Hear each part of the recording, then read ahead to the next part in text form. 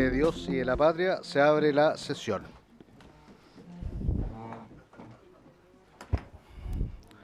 El acta de la sesión número 109 se da por aprobada por no haber sido objeto de observaciones.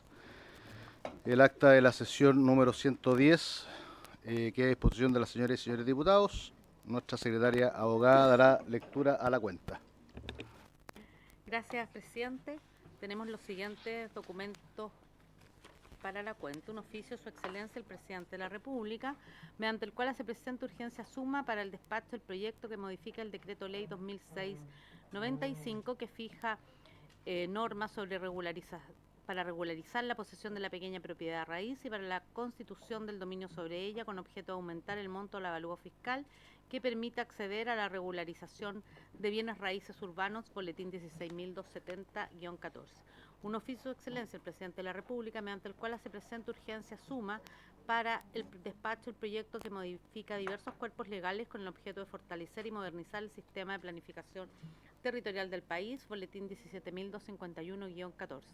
Oficio del delegado presidencial regional de Valparaíso, mediante el cual informa el estado del arte del bono de acogida y el plan de emergencia habitacional a las familias damnificadas por el mega incendio ocurrido en febrero de 2024. Documento con el detalle fue enviado a los correos de los integrantes de la comisión. Un oficio del secretario regional ministerial de Vivienda y Urbanismo, región de Valparaíso, mediante el cual informa la implementación de las medidas específicas en el marco del plan de reconstrucción tras el mega incendio de febrero de 2024 en las comunas de Viña del Mar, Quilpué y Villa Alemana. El documento con el detalle fue enviado a los correos de las y los integrantes de la comisión.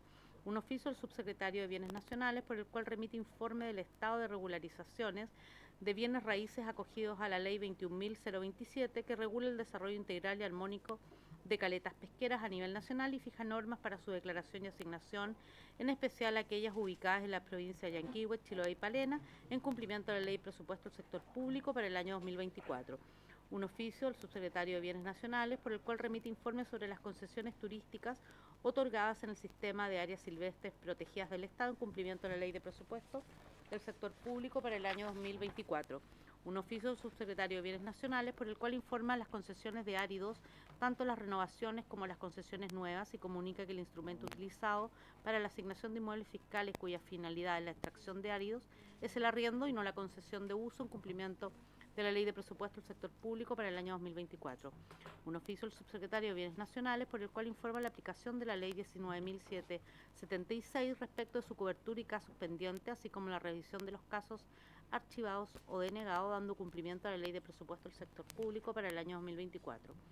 Un correo electrónico del señor Julio Jaramillo Rubio, ingeniero civil de la Universidad de Chile, por el cual insiste en que se acoja su petición de aclaración y trámite de corrección respecto de la Ley de Copropiedad número 21.442 en relación con los artículos 99 y 100 del mismo cuerpo y del artículo 49 de la Ley 19.537 por contener errores lógicos, jurídicos de redacción, según documento que se adjunte que fue enviado a los correos de los parlamentarios. Y ahora vienen una serie de oficios que dan cuenta de los gastos asociados al arriendo u otros inmuebles que sirven de dependencia para las actividades propias de los siguientes ministerios y o servicios: Subsecretario de Medio Ambiente, Subsecretaría de Prevención del Delito, Subsecretaría de Pesca y Acuicultura, Subsecretaría de Hacienda, Subsecretaría de Agricultura, Ministerio del Trabajo y Previsión Social, Contraloría General de la República, Defensoría de los Derechos de la Niñez, Vicepresidencia Ejecutiva de la Junta Nacional de Jardines Infantiles, Dirección Agencia de Promoción de la Inversión Extranjera, Secretaría General de la Junta Aeronáutica Civil, Dirección Nacional del Servicio Nacional del Consumidor, Dirección del Servicio Electoral, Superintendencia de Insolvencia y Reemprendimiento y finalmente una nota mediante la cual comunica el pareo entre el diputado Fernando Borges y la diputada Anisa Astudillo para la sesión de hoy. Esa es la cuenta, presidente.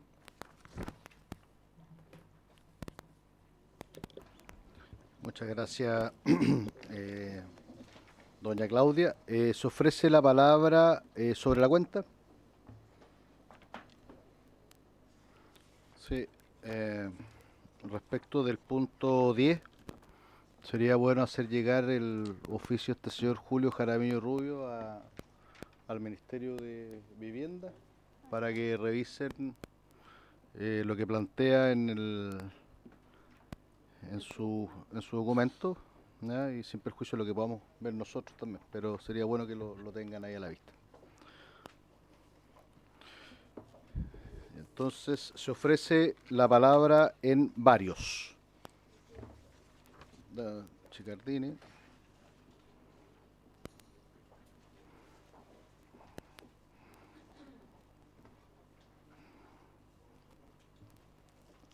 Diputada Chicardini. Muchas gracias, presidente. Saludar a los miembros de la comisión.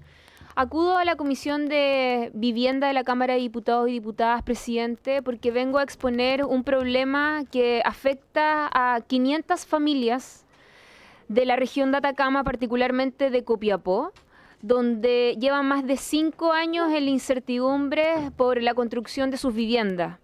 Estoy hablando de proyectos Bahía Remanso, Totoral y Lirios del Campo, donde la empresa que realiza, ¿no es cierto?, la construcción, Pacal, ha dejado en abandono, en absoluto abandono, a esta familia, y evidentemente este sueño de la casa propia cada vez se ve más lejana, más bien se ha transformado en una verdadera pesadilla, presidente.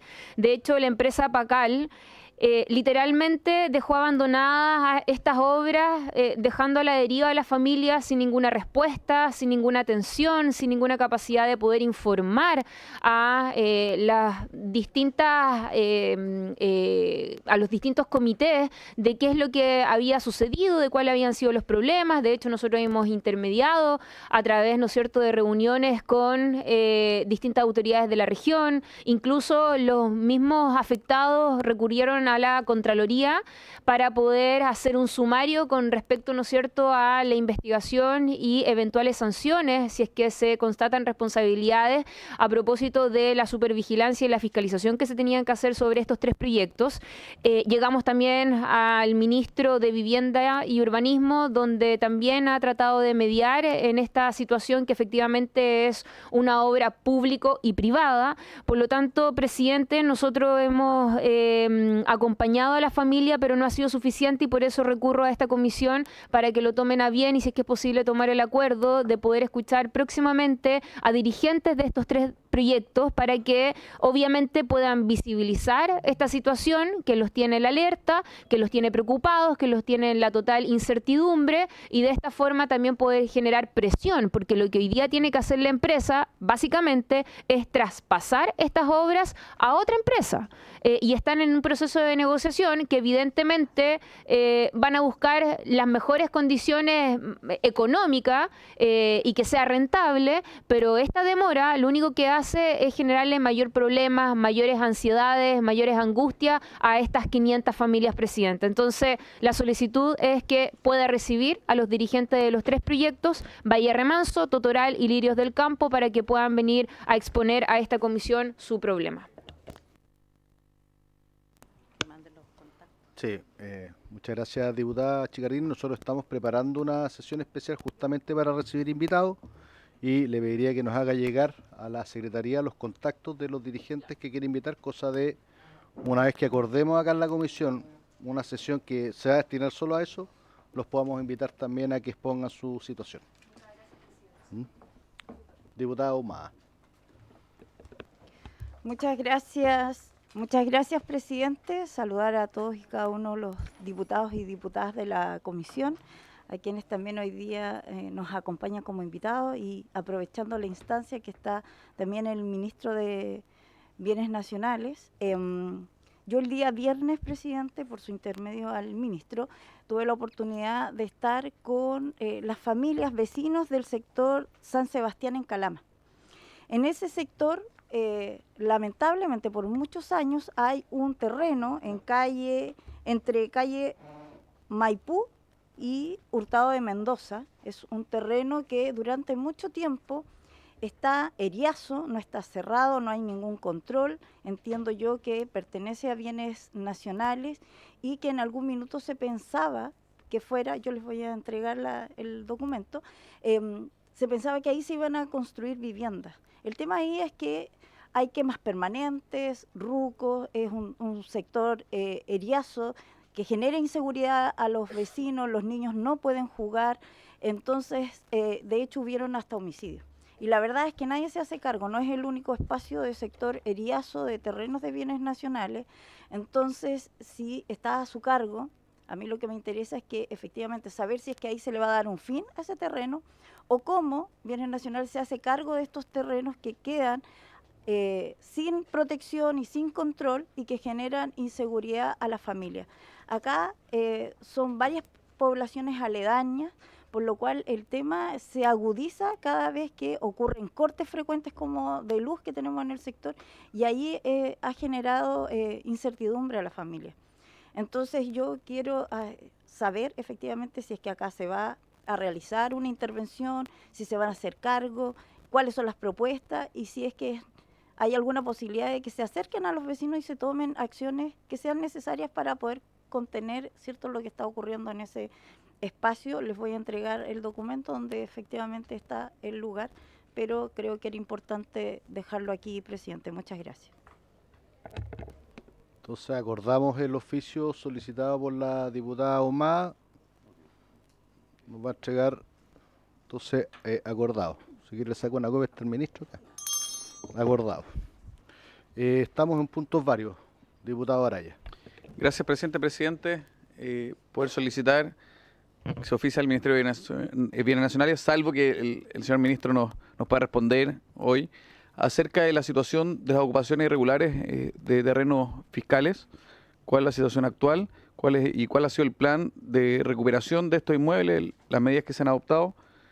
Como también cuántos se han podido recuperar. Saber un poco el estado del arte en esa materia, toda vez que por los antecedentes que conocemos ha aumentado el número de ocupaciones, tanto en terrenos fiscales como en terrenos privados. Si el ministro tiene bien comentar ese tema, o de lo contrario, hacemos la solicitud mediante oficio para que tenga el tiempo para poder recabar los antecedentes. Eso creo que para no pillarlo en Honduras. Entonces, acordamos oficiar al Ministerio de Bienes Nacionales lo solicitado por el diputado Araya para que pueda responder vía oficio, ministro, pues me imagino que es harta la información que tienen que buscar. A nivel nacional, ya, el catastro en el fondo los inmuebles fiscales que administra Bienes Nacionales en situaciones de toma, en definitiva, eso es. Entonces, ¿acordado? Acordado, entonces. A pesar de que estamos en puntos varios, ministro, si quiere aclarar aquí algo, tiene la palabra. Por su intermedio, presidente, ahí sí. Está bien.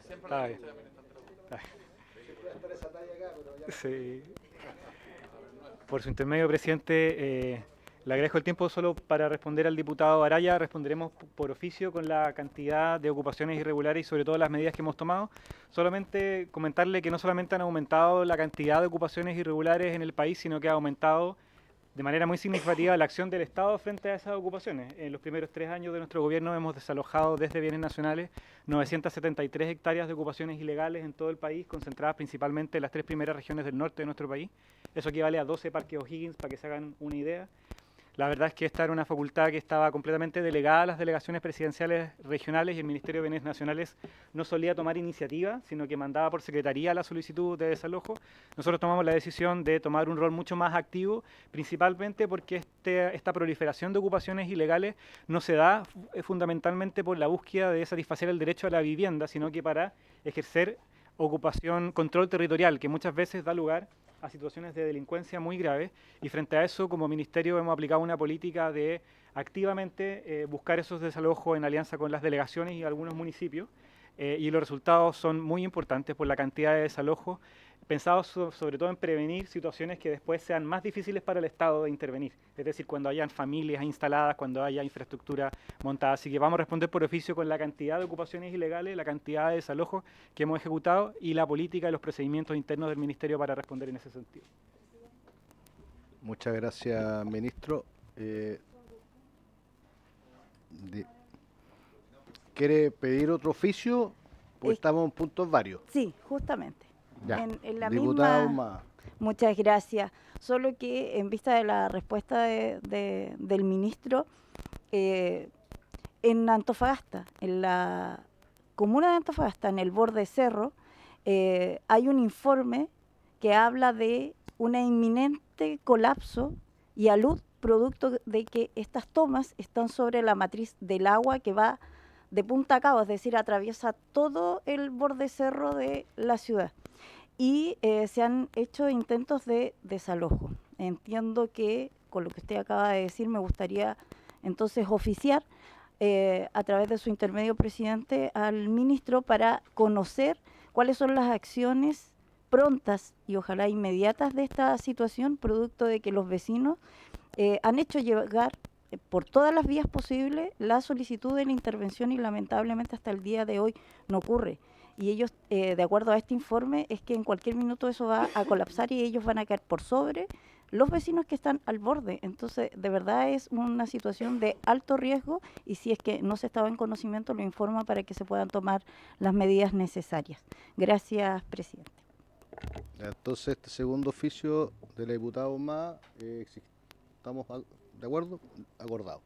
Ahí le responden por oficio diputada. Puntos varios, algún parlamentario más que quiera referirse. Yo quiero solicitar al municipio de Andacollo informe sobre el informe de topografía del proyecto de viviendas sociales Andacollo Oriente 2. Como me dicen los miembros de esos comités que todavía no tienen acceso a ese informe y que es necesario para que la EP pueda desarrollar ya lo que son las viviendas en ese terreno. ¿Habría acuerdo? Acordado.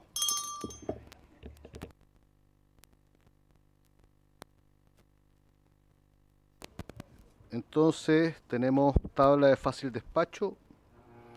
Discutir y votar en general y en particular el proyecto de ley originado en moción que modifica el decreto ley 2695 de 1979 que fija normas para regularizar la posesión de la pequeña propiedad raíz y para la constitución del dominio sobre ella, con el objeto de aumentar el monto del avalúo fiscal que permita acceder a la regularización de bienes raíces urbanos en segundo trámite constitucional correspondiente al boletín 16270-14 con urgencia calificada de suma.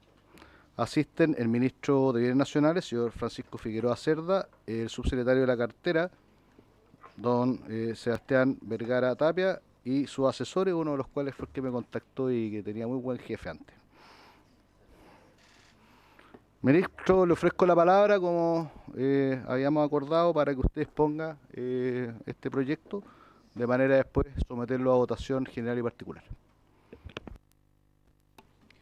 Presidente, muchas gracias. Por su intermedio, agradecer a todos los integrantes de esta comisión tener la oportunidad de, como Ministerio de Bienes Nacionales, contarles las razones de por qué estamos patrocinando y solicitando la urgencia para la aprobación de esta moción, de este proyecto de ley. Me acompaña el subsecretario Sebastián Vergara. Él va a hacer una exposición acerca de este procedimiento y por qué es tan necesaria esta modificación. Nos acompañan nuestros asesores Irene Muñoz y Luis Felipe Sepúlveda.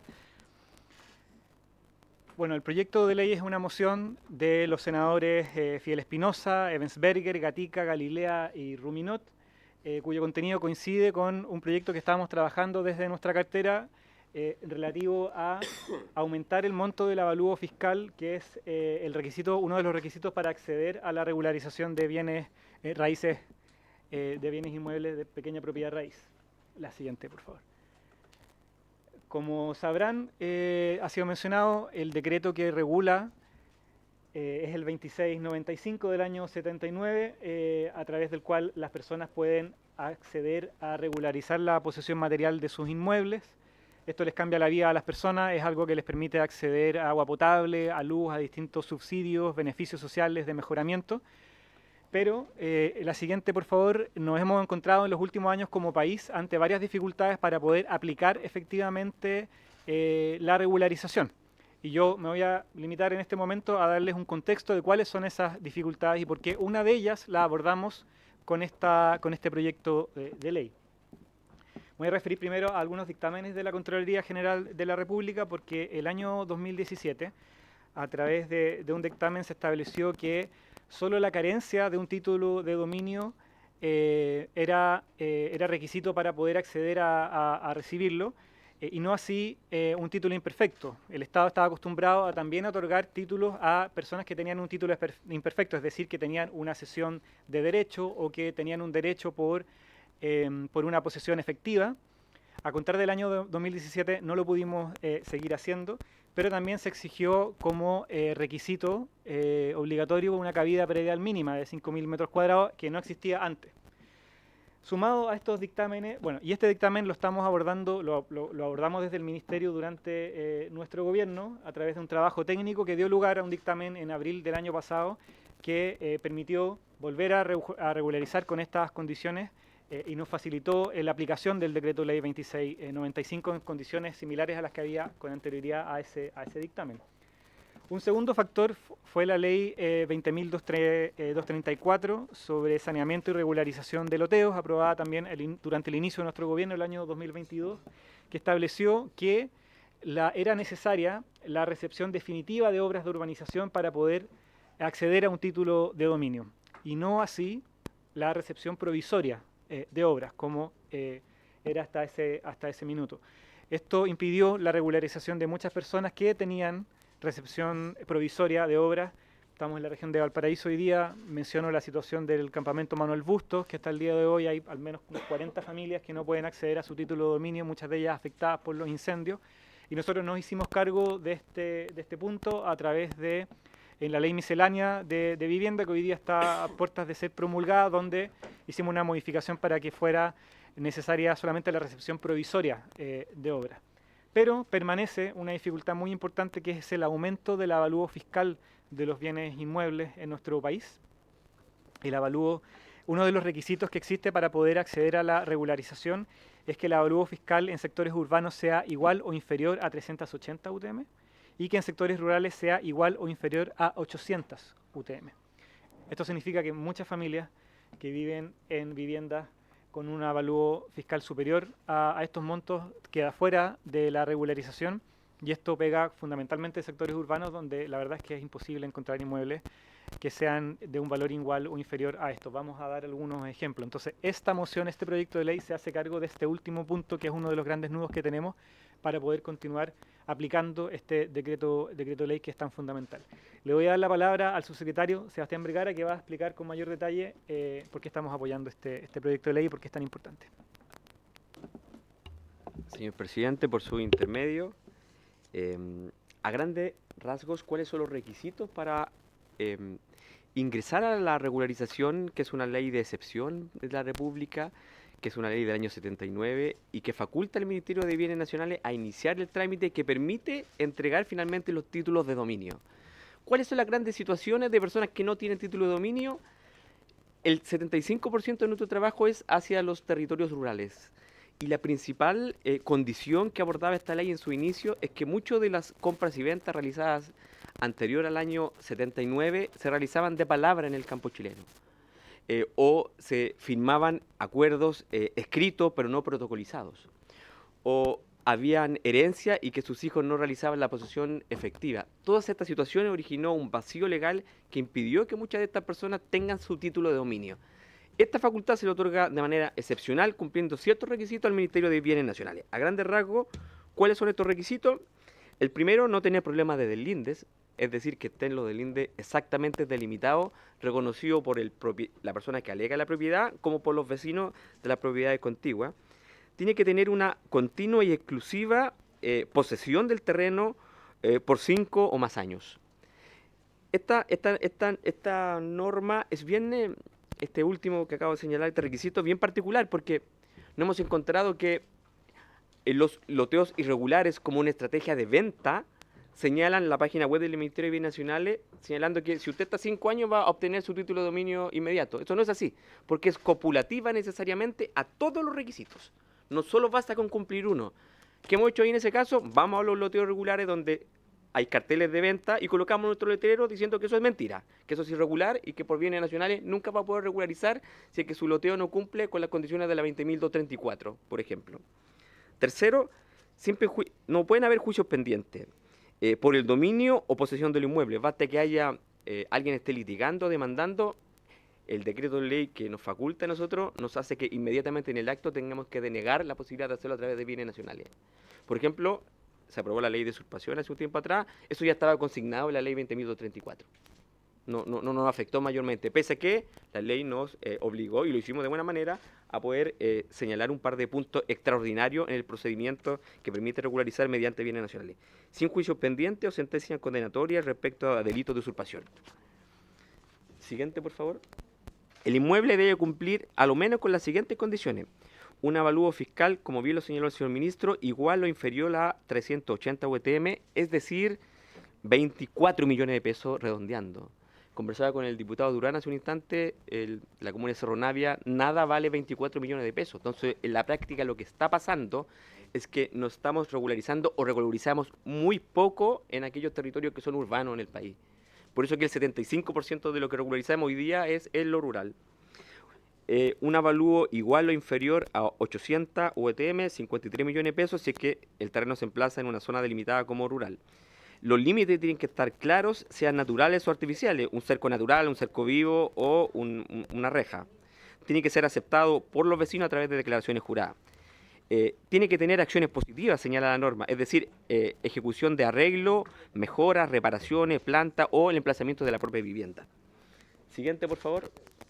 A grandes rasgos, para iniciar el trámite en bienes nacionales, usted tiene que llenar un formulario de una solicitud de regularización que se denomina formulario número 1. A continuación tiene que adjuntar una serie de declaraciones juradas, que no hay litigio, de que ocupa de manera pacífica, de que declaraciones de terceros que señalan de que usted a lo menos ha vivido 5 años, declaraciones de los vecinos en las que se señala que los deslindes están de acuerdo a la realidad jurídica y que todos los vecinos lo aceptan. Tiene que adjuntar un croquis de la ubicación porque la gran mayoría de estos terrenos en lo rural no tienen un número, no tienen un rol porque todavía no han sido inscritos ni siquiera. Tiene que tener certificado de informaciones previas con fines para la regularización. Se le exige a la Dirección de Obra Municipal que certifique de que no se emplace en un loteo irregular. Basta que se emplace en un loteo irregular, nosotros estamos obligados a poder denegar, salvo que cumpla con las condiciones de la ley 20.234 que señaló el señor ministro. Certificado de litigio del conservador de bienes raíces, es decir, no puede tener un litigio de la propiedad. Poder o mandato suscrito ante el notario si realiza un trámite a través de un representante legal. A grandes rasgos, esas son las condiciones de trámite para poder ingresar a bienes nacionales. ¿Cuáles son las etapas del proceso? Son 4 a grandes rasgos. La primera es el ingreso y la certificación de la documentación. Bienes nacionales, por su parte, de manera interna, pide certificación a bienes raíces, a CONADI, la Dirección de Obras Municipales. Viene una etapa número 2, donde hay una visita para realizar un levantamiento topográfico, porque la condición básica para inscribir un título de dominio es que los deslindes tienen que estar total y absolutamente claros, o si no va a salir rechazado en el conservador de bienes raíces. Hay una etapa 3, que hay una publicación en los diarios regionales con la finalidad que si existe un posible heredero no detectado, que eso ocurre, pueda denegarse ante esta solicitud. Y finalmente la etapa número 4, que es el ingreso al conservador de bienes raíces, que en nuestro país tiene la facultad, el único que tiene la facultad legal de poder otorgar los títulos de dominio. Una vez que vuelven a bienes nacionales, nosotros procedemos con la entrega definitiva de los títulos de dominio. Ingresada la solicitud y cumplido con cada uno de los trámites del procedimiento establecido en la ley, se dicta la resolución que le otorga un justo título, inscribiéndose esta en el conservador de bienes raíces respectivo, donde el interesado adquirirá la calidad de poseedor regular del inmueble. Transcurrido 2 años completos desde la posesión inscrita, no interrumpida, desde la fecha de inscripción, este será dueño del inmueble por prescripción. Para enajenarlos, es decir, para venderlos o para regalarlos, el plazo será de 5 años, es decir, a contar de inscritos 5 años, la persona puede vender o regalar inmuebles. De los 0 a los 2 años, si que transcurren de manera seguida, la persona se hace posesión. ¿Por qué esos 2 años? Porque da la posibilidad de poder denegar el trámite.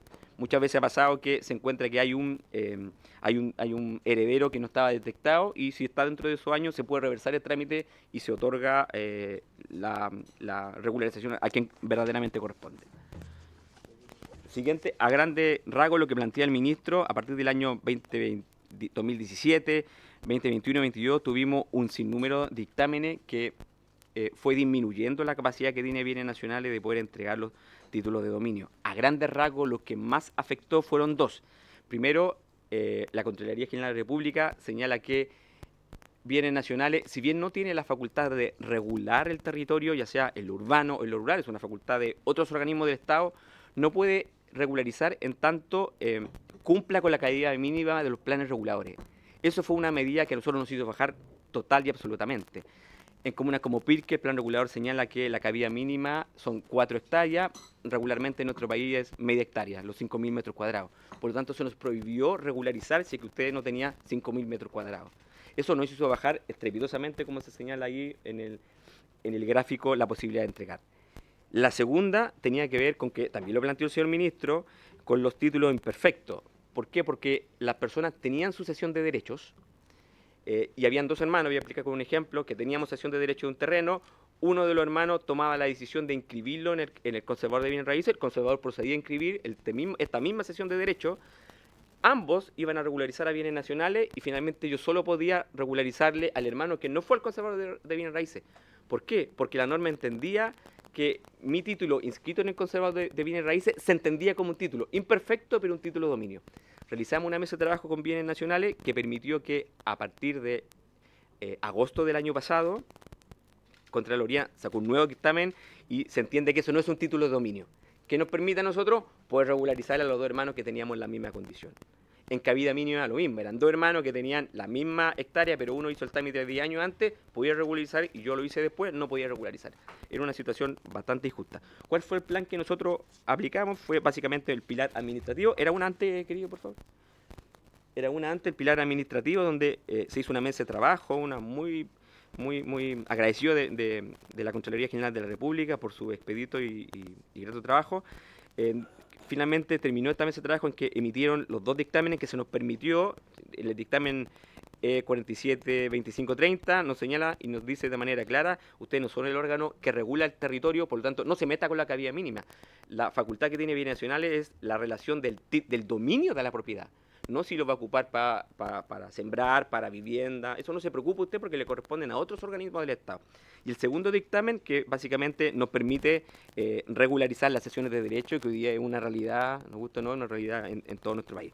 El segundo tiene que ver con el pilar legislativo, que es el proyecto de ley que moderniza el 2695, lo que estamos conversando hoy día, y la colaboración técnica que tuvimos con el Ministerio de Vivienda y Urbanismo de la ley miscelánea, que permite la regularización en loteos irregulares, en tanto no existan obras definitivas, sino existan obras provisorias, como existía antes del año 2023. Lo dificultoso de eso es que las personas, como el campamento que acaba de señalar el señor ministro, se juntaban, iban donde el gobernador para pedirle plata para realizar los trabajos de regularización del campamento, pero él no le podía adjudicar los dineros porque no estaban regularizados. Entonces iban a bienes nacionales y nosotros le decíamos, no podemos regularizarnos. ¿Por qué? Porque no cumplen con la ley 20.234. Entonces entraron en un agujero negro. Muchas personas que eran vecinas, vivían en la casa contigua, el señor pudo regularizar, yo no pude regularizar. ¿Qué hace la ley miscelánea del Ministerio de Vivienda? Devuelve lo específico a las obras no definitivas, sino la obra provisoria. Y el concepto de provisoria es un documento, los planos, que cumplan con toda la normativa técnica, aprobados por la municipalidad y los organismos técnicos, no ejecutados. Esa condición hace que finalmente estos campamentos, estos loteos regulares, puedan proceder a la regularización y de nuevo ir finalmente donde el gobierno regional o otro organismo técnico y obtener los recursos para poder hacer alcantarillado, agua potable, luz eléctrica, el sistema de eliminación de aguas negras. Acabo de señalar la siguiente, que es básicamente eso. Quisimos señalar un par de ejemplos, productos del revalúo realizado por el Servicio de Impuesto Interno cada 4 años. El valor de los inmuebles, especialmente los rurales, se ha disparado considerablemente, lo que ha traído aparejado una disminución de la regularización, sobre todo en áreas urbanas. El 75% de los inmuebles regularizados son de carácter rural, solo el 25% son de carácter urbano. Evidencia las dificultades que el límite actual del avalúo fiscal ha exigido o genera una gran presión sobre los precios, que nos impide poder regularizar. Entonces ahí hay 3 fotografías. La primera es de la comuna de La Florida, en donde el precio es de 1.876 UF. El segundo ejemplo es de La Pintana, eso está en millones de pesos, 68 millones de pesos. El tercero también es de La Pintana. Intentamos buscar los valores mínimos de estas comunas, como modo ejemplo.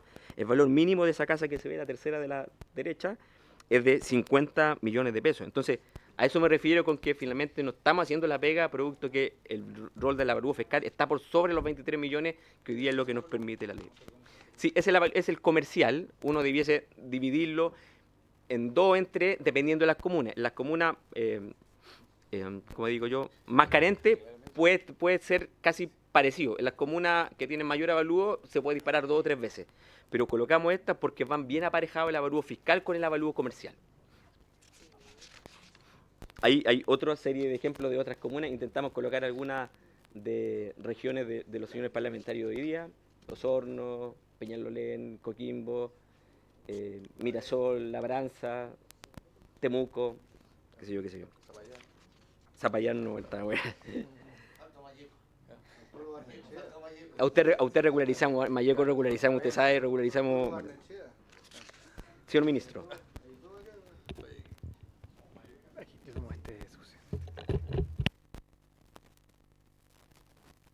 Bueno, yo me había adelantado y había mencionado el origen de esta moción, los parlamentarios que lo han propuesto, y el contenido fundamental, que es básicamente proponer aumentar a 1.000 UTM el avalúo respecto de inmuebles tanto urbanos como rurales que son susceptibles de ser regularizados. Queremos que de esta manera, como ha explicado el subsecretario, el Estado a través de bienes nacionales va a poder encargarse de aplicar el 2695 adecuado a la realidad nacional actual.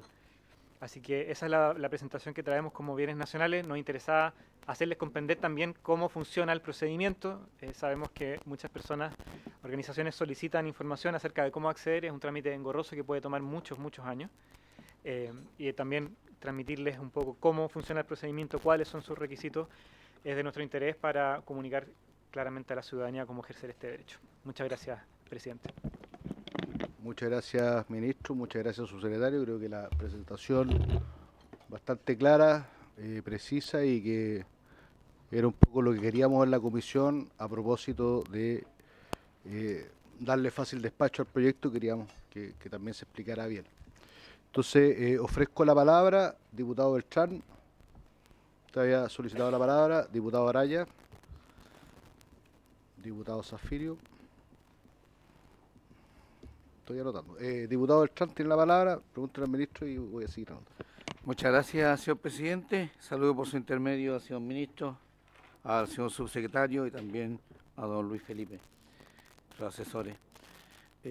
Señor presidente, lo primero que quiero señalar es manifestar, diría yo, hasta mi alegría, porque soy de la región de la Araucanía, conozco y recorro las 16 comunas de la provincia de Malleco, un porcentaje altísimo de ruralidad, y es clave la regularización. Bienes Nacionales ha realizado algunos convenios con los municipios para realizar saneamiento, pero yo creo que esto va en la línea de poder objetivamente ayudar a la gente tanto del sector rural como urbano, pero particularmente del rural.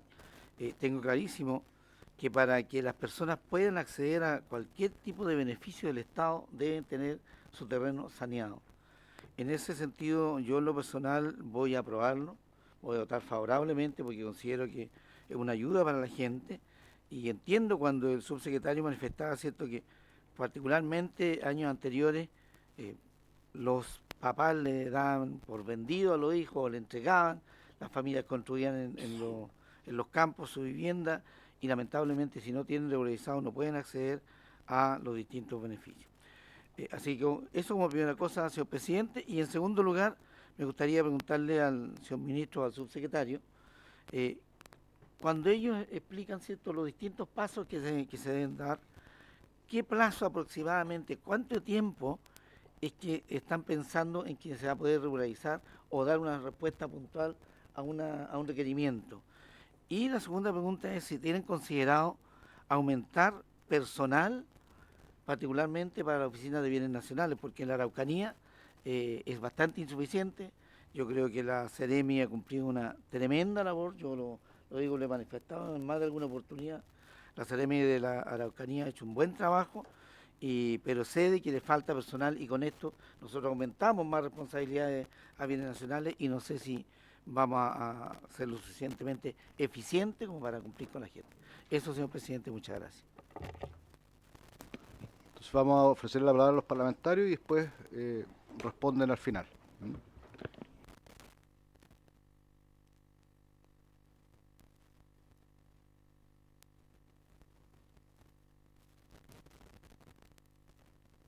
Diputado Araya, luego el diputado Zafirio y finalmente la diputada Nollado. Y ministro, usted o el subsecretario o su asesor responden las preguntas de los parlamentarios una vez que terminen con las preguntas. Muchas gracias, presidente. Presidente, aprovechar de saludar por su intermedio al ministro, al subsecretario y al equipo que lo acompaña. No había tenido la oportunidad de poder compartir con ustedes, así que un gusto el conocernos. Ministro, yo creo que usted hace bien al dejar en evidencia una situación que hoy afecta transversalmente a todos los chilenos. El aumento en el avalúo fiscal de los inmuebles es una situación bastante oscura. Nadie sabe cuáles son los criterios, nadie sabe cuáles son las razones por las cuales una propiedad exactamente igual que la otra, incluso vecinas, tienen avalúos distintos. O sea, y eso me ha tocado constatarlo en numerosas ocasiones. Hay iguales condiciones, misma ubicación, todo, o sea, separado por un par de metros y varía de forma significativa el avalúo.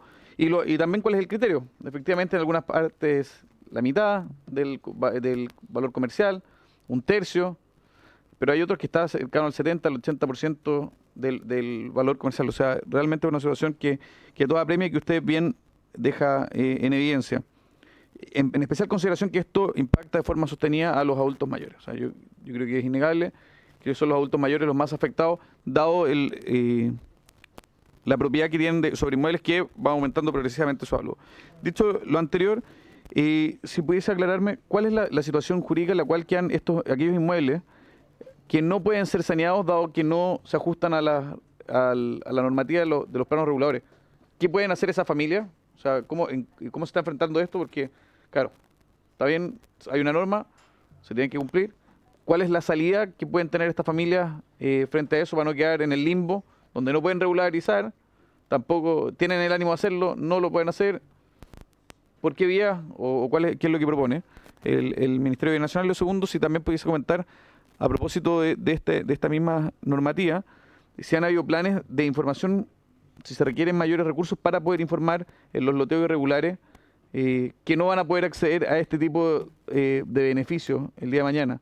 Si es necesario que como comisión oficiemos a Hacienda o al presidente de la República para apelar por mayores recursos para este fin, porque creo que hay muchas personas que se están jugando las mafias con las expectativas, con los sueños de la casa propia o de un terreno propio y con la ilusión de que van a poder regularizar, y no va a ser así. Si así se requiere, podríamos nosotros oficiar solicitando más recursos para estos efectos.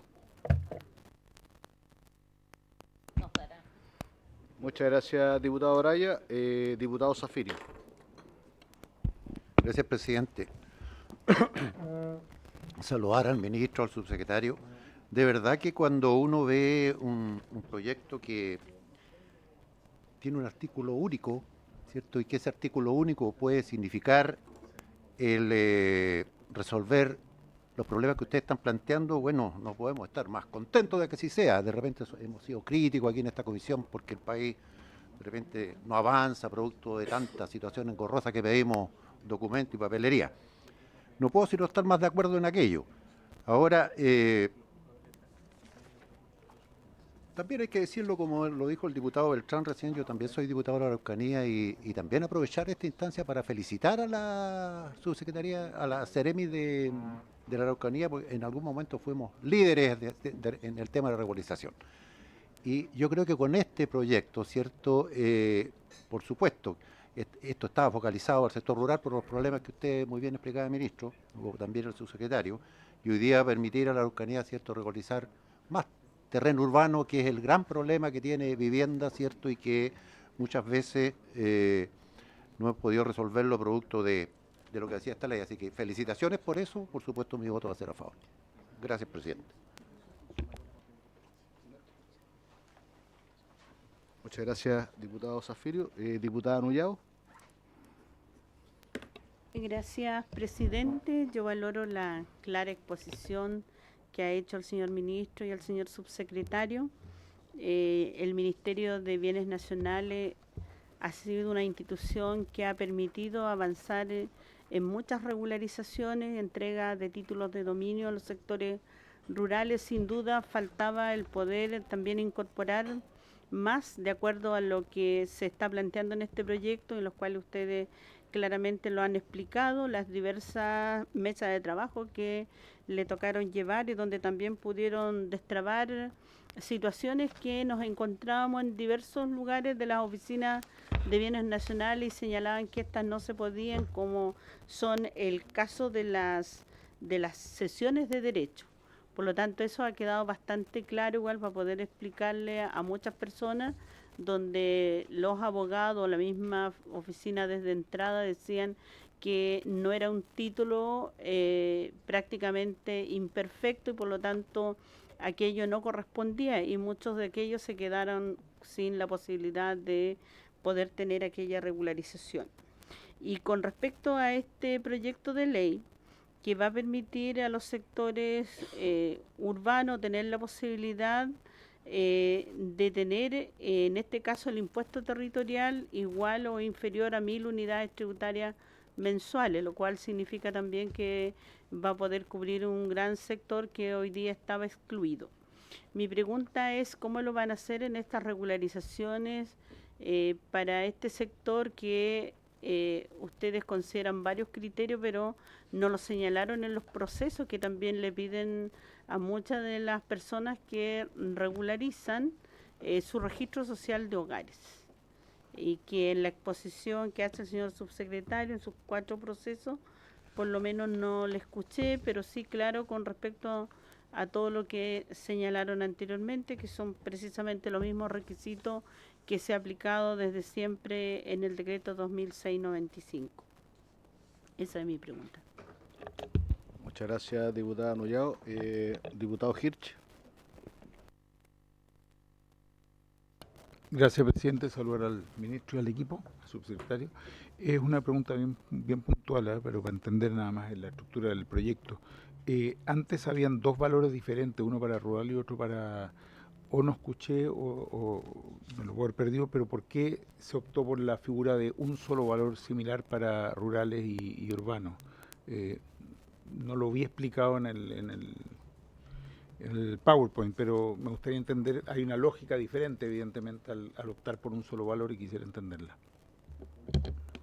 Muchas gracias, diputado Hirsch. Ministro, disponga la palabra y usted la distribuye entre su asesor y el subsecretario para responder las preguntas de los parlamentarios. Muchas gracias por su intermedio, presidente. Vamos a responder algunas de las preguntas. Yo voy a partir con una que hizo el diputado Beltrán relativa al personal requerido para hacer efectiva esta ley con su modificación. La verdad es que nosotros lo que hemos diagnosticado y concluido es que lo que va a aumentar, más que la carga sobre los funcionarios del ministerio, es la tasa de éxito de las solicitudes que ingresan al ministerio. Porque la denegación de una solicitud de título de dominio es un trámite también arduo, que toma bastante tiempo para las personas, enterarse de cuánto no van a recibir el título de dominio. Lo que va a aumentar significativamente va a ser la tasa de éxito de las solicitudes y la carencia de capacidad que existe desde ya hoy día, antes de esta modificación. La verdad es que la abordamos con mucha gestión, con gestión de colaboración con los gobiernos regionales y los municipios. La principal fuente de financiamiento de la aplicación del 2695 es a través de convenios con los gobiernos regionales y con los municipios. Esto tiene sí algunas ventajas, que es que la modalidad de convenio nos permite, por ejemplo, que sean los municipios los que tengan una mayor iniciativa a la hora de informar, acercar, conectarse con los vecinos.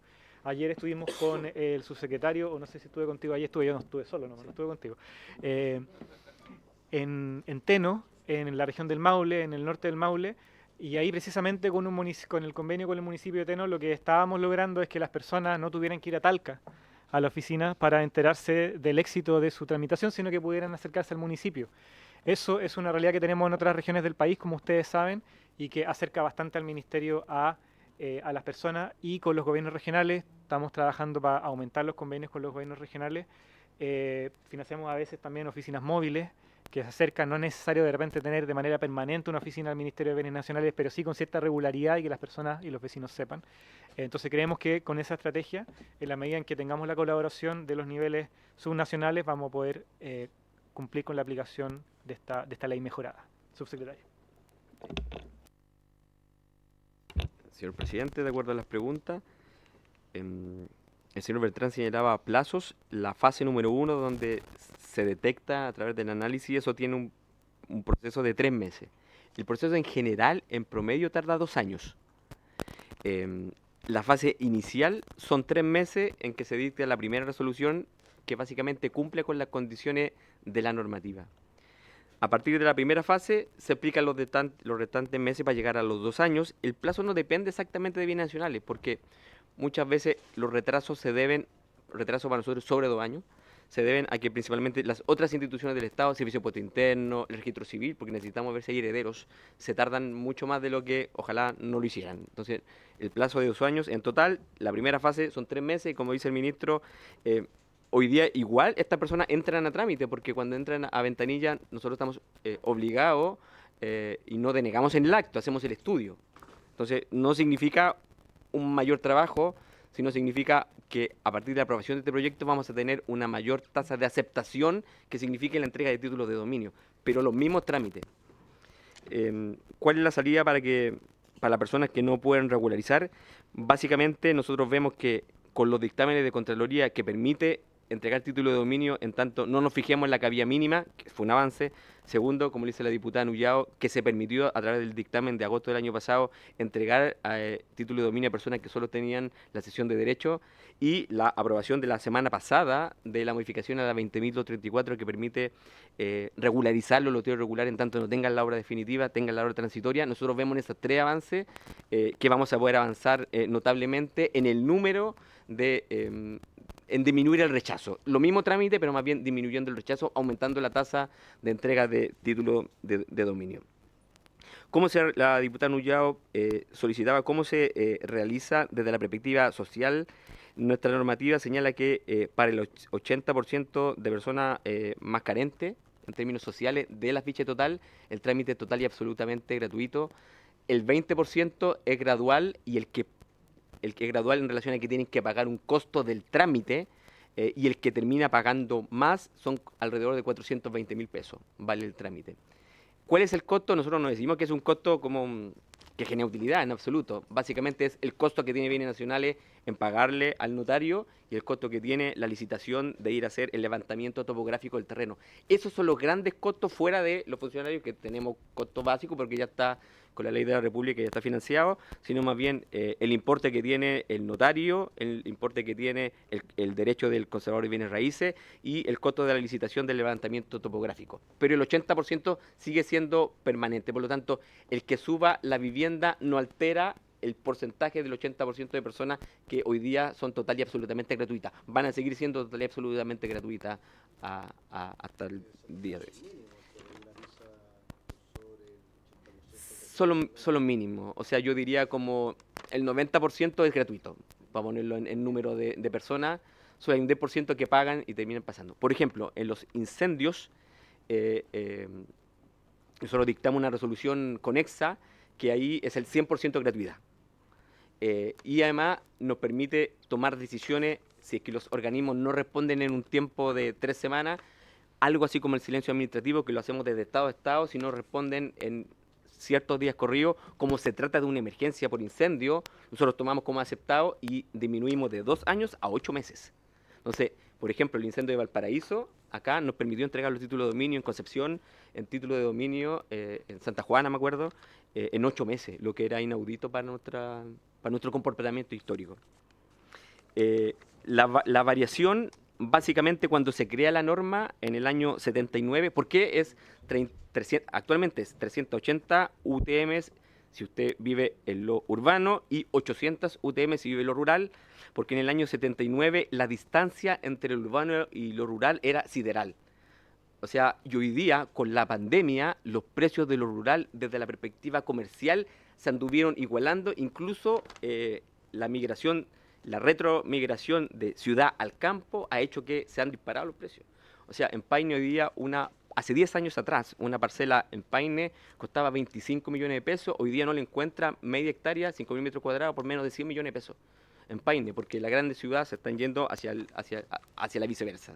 Entonces, eso ha hecho que tengamos que igualar los valores, es decir, con el proyecto de ley de llegar a aprobarse, tanto el urbano 380, lo rural de 800, pasa a 68 millones de pesos, 1000 UTM.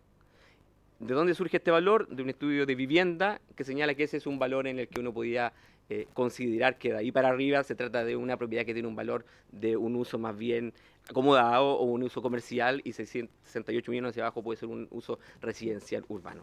Señor presidente. Muchas gracias, ministro subsecretario. No sé si diputada Nullado.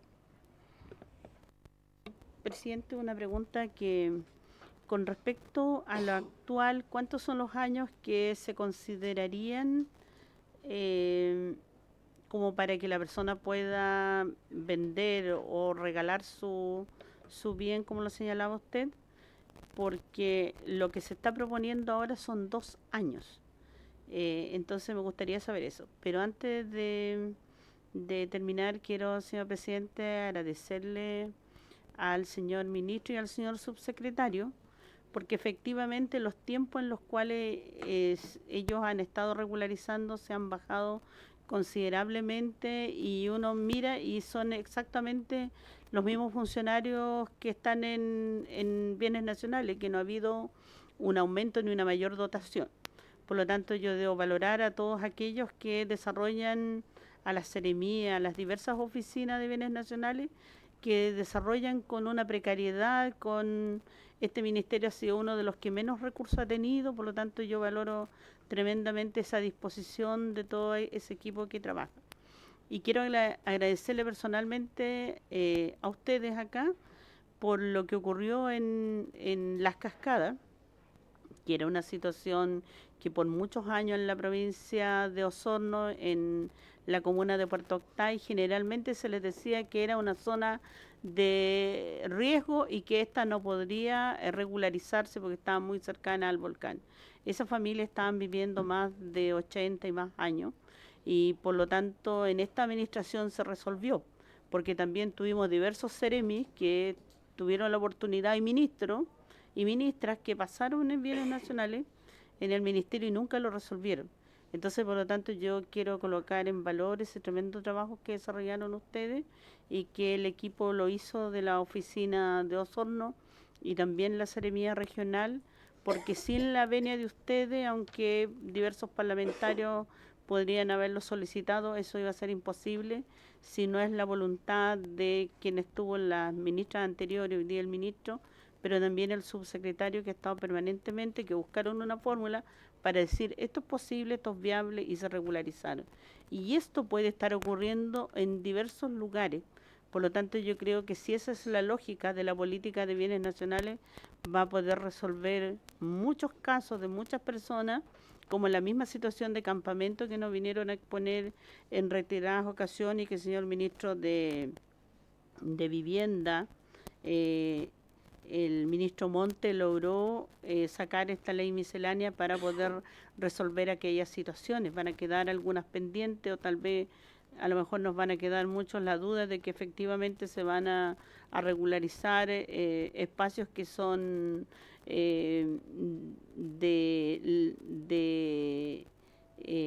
alguna ley que a lo mejor, como la ley de usurpaciones, o estamos regularizando aquello, pero ha quedado muy claro en la exposición que se ha hecho. Por lo tanto, eso no se va a tender a confundir el pasar por sobre los derechos de aquella persona que es dueño de ese espacio. Así que yo quiero valorar aquello y desearle todo el éxito que han tenido y que sigan avanzando, y por lo tanto esta ley la vamos a aprobar en beneficio de todas aquellas personas que la esperan. Gracias.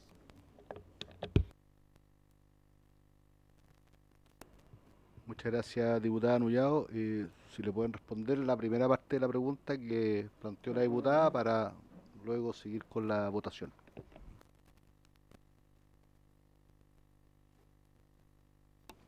Por su intermedio, presidente, contestarle a la diputada Nullado que hay que hacer una precisión de nuestra parte. En realidad se mantiene la prohibición de enajenar el inmueble por 5 años, eso sigue igual. Lo que mencionaba el subsecretario es que el otorgamiento del título de dominio durante los primeros 2 años se puede reversar si es que se comprueba que hay un vicio en el procedimiento, pero eso se mantiene igual. Muchas gracias, ministro. Bueno, primero, nobleza obliga, agradecer a los senadores, voy a partir por las mujeres, Lourdes Berger, María José Gatica, y a los senadores Galilea, García y Espinosa por este proyecto, que creo que aporta. También, ministro, creo que qué bueno que tengan la lógica de actuar en conjunto con los parlamentarios, por lo menos nuestra experiencia en la Comisión de Vivienda con los distintos presidentes, con el presidente Zafiro, con el presidente Hirsch, hemos actuado muy de consumo con el Ministerio de Vivienda, ¿ya? Hemos sacado hartos proyectos, la mayoría de los proyectos que se han tramitado acá han sido apoyados transversalmente y se llegan a buenos acuerdos, así que espero que lo podamos ver más seguido, porque hay muchos temas que nos han planteado en esta comisión. No sé si se acuerdan el tema de Huaquén, que fue un tema que se planteó en esta comisión y que sería bueno también que lo pudieran retomar. Y otros temas que se han planteado en distintas regiones, ¿ya?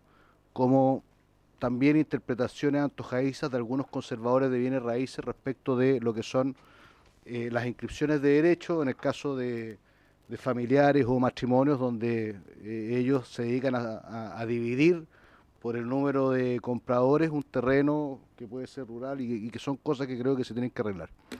Así que, sin más trámite, ponemos en votación en general el proyecto, lo voy a leer, el proyecto Boletín 16270-14, que tiene urgencia calificada de suma y que está dentro de la tabla como proyecto de fácil despacho. Entonces, diputado. Si hay acuerdo de la comisión y tiene urgencia y a todos nos ha parecido bien, ¿no lo podemos votar en general en particular y despacharlo? Ya, en general y después en particular. Ya. Ok. Perfecto. Entonces, si hay acuerdo de la comisión, lo podemos votar en general y en particular. No sé si habría acuerdo. ¿Ah? Acordado por unanimidad. Entonces, votación secretaria, en general y en particular, porque es un artículo único. ¿Quiere que lo lea o no es necesario? Ya. Entonces sustituyen el artículo primero del decreto ley 2006-95, el texto, los poseedores materiales de bienes raíces rurales urbanos cuyo avalúo fiscal para el pago del impuesto territorial sea inferior a 800 o a 380 unidades tributarias respectivamente por el siguiente. Los poseedores materiales de bienes raíces rurales o urbanos cuyo avalúo fiscal para el pago del impuesto territorial sea igual o inferior a 1000 unidades tributarias mensuales. Diputado Araya. A favor, señora secretaria. Gracias, diputado Beltrán. Diputado Cuello. A favor. Diputado Jorge Durán. Diputado Hirsch. A favor. Diputada Nullao. Diputada Rafael. A favor. Diputado Zafirio. A favor. Diputado Ulloa. Diputado Fuenzalía. A favor. 7 votos a favor, unánime, presidente. Aprobado en general y particular, diputado o diputada informante. ¿Alguien quiere? ¿El diputado Cuello? ¿Alguien quiere informar? ¿Diputado Cuello? Entonces, el diputado Cuello, abogado. Diputado informante. No sé si que es abogado, pero entonces, diputado informante, el diputado Cuello. Entonces, ministro, compromiso cumplido. Ahora tenemos la orden del día. En primer lugar, iniciar la discusión y votación en particular del proyecto de ley que modifica la Ley General de Urbanismo y Construcciones para agilizar la obtención de permisos de urbanización o edificación correspondiente al boletín 17287-14. Ahí. Ya, o sea, vamos a pasar al punto 2. Pero quiero fundamental.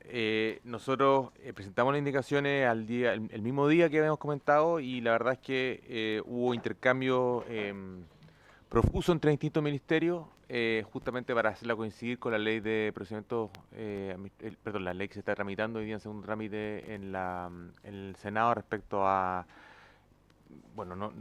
claro, autorizaciones sectoriales, ese es el nombre exacto, quería usar otro término que no se puede utilizar. Y yo puedo mandar lo que hemos conversado, y en el fondo la indicación debiese estar firmada ojalá mañana o este viernes en el fondo, pero nuestra intención es tenerla y no tener todas las indicaciones ingresadas. Son 4 artículos, como he comentado. Hubo algunas diferencias que ya resolvimos, estamos en la última parte, se está esperando también el informe financiero justamente para acompañarlo con la indicación. Eso, presidente. O sea, en la próxima sesión sí o sí vamos a tener las indicaciones. Entonces acordamos dejar las indicaciones para la próxima sesión. Acordamos. Ya. Entonces, continuar la orden del día, continuar con el estudio y votación en particular del proyecto de ley que modifica diversos cuerpos legales con el objeto de fortalecer y modernizar el sistema de planificación territorial del país, correspondiente al boletín 17-251-14, con urgencia calificada de suma. Asisten en representación del Ministerio de Vivienda y Urbanismo el jefe de la División de Planificación Urbana, señor Vicente Burgos, la profesional de la misma cartera, señora María Francisca González, y esos participantes. Entonces, pasamos al punto 2. 2 de la orden del día, y les van a hacer llegar los comparados.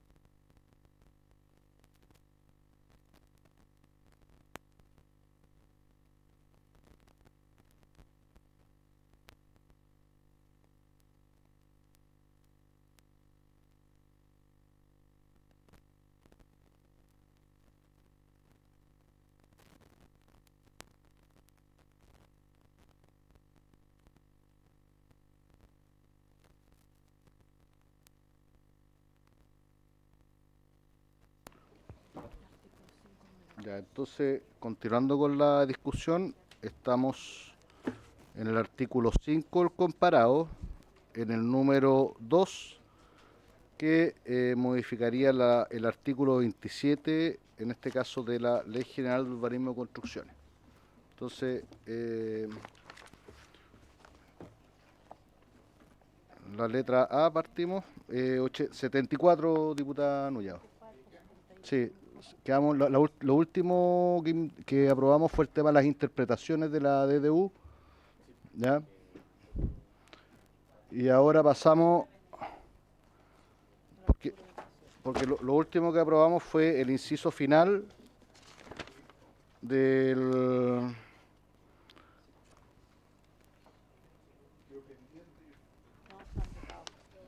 ¿Este está votado? Sí. El 1, que reemplaza el artículo 4 de la Ley General de Urbanismo y Construcciones, quedó aprobado completamente. Ahora estamos en el número 2, en el artículo 27 de la Ley General de Urbanismo y Construcciones, que modifica este proyecto, en la letra A. Es el que tenemos que empezar a ver ahora, que dice reemplácese el inciso tercero por el siguiente. Y eso está en la página 75 del comparado.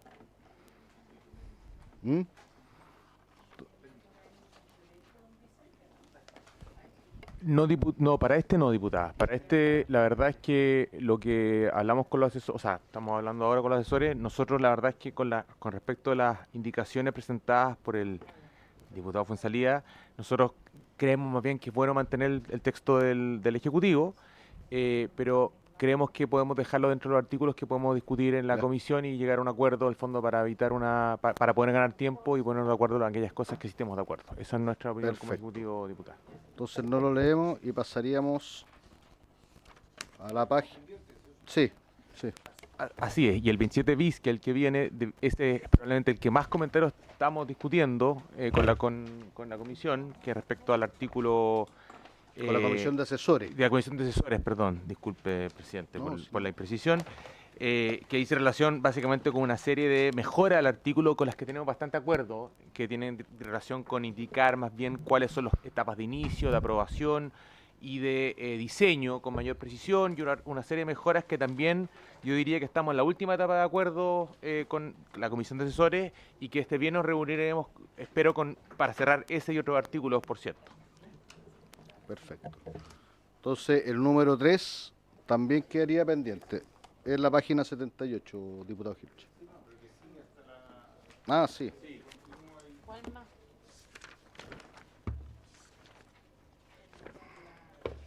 El 83. 28. El 83 también pendiente. El 84. po. No, espérate. A ver. Este es el número 3, que es el artículo 27. Ya, y de ahí pasamos al artículo 28.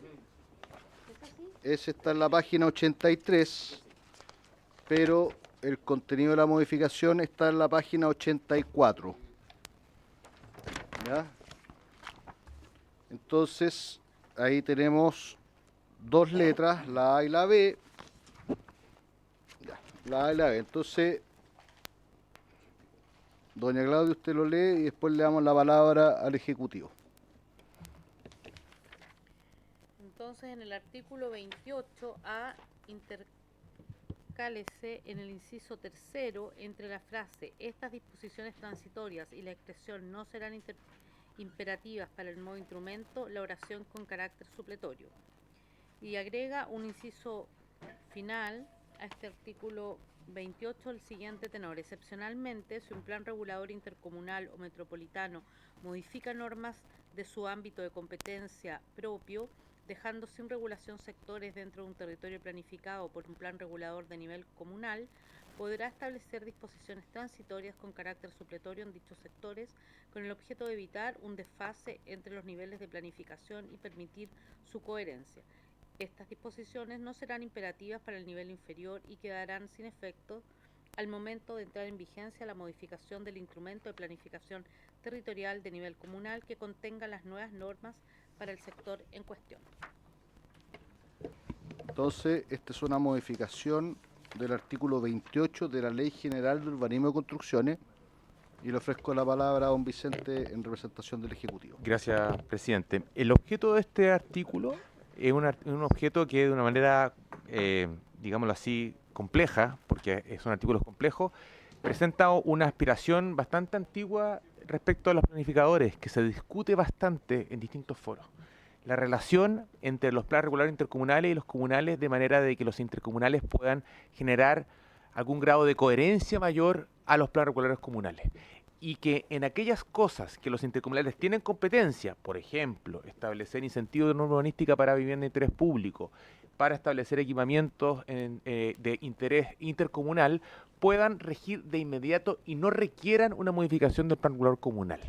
Pero que si el plan regulador comunal, dentro de sus atribuciones, por cierto, luego las quiere modificar, también podría modificarlos, pero que no se genere esta suerte de burocracia en la que el plan regulador intercomunal establece algo, luego de un proceso bastante largo muchas veces, que por cierto queremos acortar, y que sucesivamente se deba esperar una modificación del plan regulador comunal para que recién entre en efecto. Nosotros creemos que podemos pasar de la consecuencialidad de los planes reguladores a una simultaneidad de esta aplicación normativa, de manera tal de que se mantenga la coherencia, pero de que mientras no exista una actualización, por cierto, pueda actuar el nivel intercomunal de manera supletoria por sobre el comunal. Creemos que esto es una medida bien importante, por cierto, aguardando que cada uno lo haga dentro de sus competencias. Eso, presidente. No sé, ¿alguna duda o consulta? ¿Tienen algún ejemplo donde se... no, algún ejemplo donde se haya dado esta situación que queda como en el limbo, en el fondo, entre... Claro. Un buen ejemplo que me menciona acá Francisca, que se me olvidó la verdad, es que el Plan Regulador Intercomunal de Metropolitano de Santiago desafectó o dejó sin efecto ciertas zonas industriales que hoy día están también ubicados en el cono central del ministerio, pero de la ciudad, pero cuyos planes reguladores comunales no se han actualizado o se actualizaron sin tener esto como una referencia. En consecuencia, hoy día, si bien hubo una intención del planificador intercomunal de dejar sin efecto y dar estos terrenos para otros efectos que tienen que definir los planes reguladores comunales, por ejemplo, más vivienda, lo cierto es que al no existir la modificación del plan regulador comunal, esas viviendas no existen. En consecuencia, creemos nosotros que bajo este respecto uno podría establecer normas supletorias justamente para incentivar lo que se pretende con esa modificación normativa. Diputado Hirsch. Gracias, presidente. Para entender el tema y en relación a algo que sucede en mi distrito, pero más allá del distrito también, que es el caso de la falla de San Ramón. La falla de San Ramón no está considerada en el plano, en ninguno de los dos, claro, pero ni en el intercomunal ni en el comunal. Llevamos varios años por una comisión investigadora que me tocó presidir para ver que se incorpore en el plano intercomunal, con compromiso de todos los niveles que nunca se han cumplido. Pero en fin, en definitiva sigue sin haber norma. Si finalmente el plano intercomunal incorpora la falla de San Ramón con todas las consecuencias que eso puede tener, que es cierto tipo de construcción, algunas sí, otras no, en fin, o áreas verdes solamente, en una franja de 300 metros, cosas por el estilo, como fueron las recomendaciones en su momento. Entiendo que eso es lo que regiría hasta tanto cada una de las comunas llegara a modificar eso. Sin embargo, me llama la atención que aquí dice estas disposiciones no serán imperativas para el nivel inferior. Por lo tanto, no lo quiero decir en chileno, pero valdrían bastante poco, digamos, si es que el nivel inferior no es imperativo. Entonces, a nivel intercomunal o regional se podría decir, mire, no se podrá construir a 200 metros de la falla de San Ramón, podrán haber solares verdes, y después las comunas, según esto, tal como está acá, pueden decir, bueno, está bien, pero eso no es imperativo para mí, por lo tanto sigo manteniéndolo. Quiero entender entonces casos como ese, que hay otros, que pueden estar, digamos, no cumpliendo con lo que se espera, digamos. Don Vicente. Por su intermedio, señor presidente, Peñolén, Las Condes, sí.